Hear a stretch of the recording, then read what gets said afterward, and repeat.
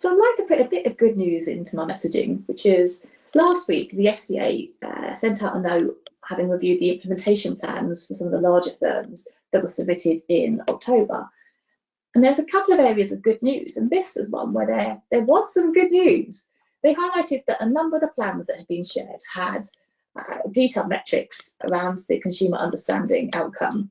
And it talked about one firm noting it would incorporate marketing data and customer behaviour into its ongoing monitoring activity. And it also talked about other firms looking to capture, going forwards, the percentage of customer-facing content being tested and a percentage of customers who take the expected action after communication. And it's how I read that was actually they're highlighting those items as being really important, giving us a bit more guidance about what is expected, so it's clear for us all. And those things feel like good measures to me.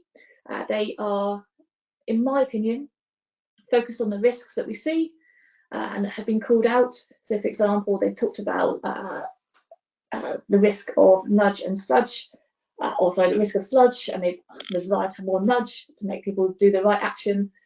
So actually being able to demonstrate that people are acting after you send them the communication feels good.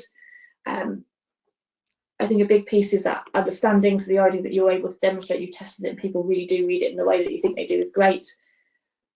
We actually do a lot of work, and we're doing a lot of work with firms on their data and metrics now. And so I also need to be balanced and say that this stuff is really hard. It's really hard because the data that you would use to source this is sometimes split over multiple business units, could be multiple brands, multiple legal entities, or leading up to the group entity.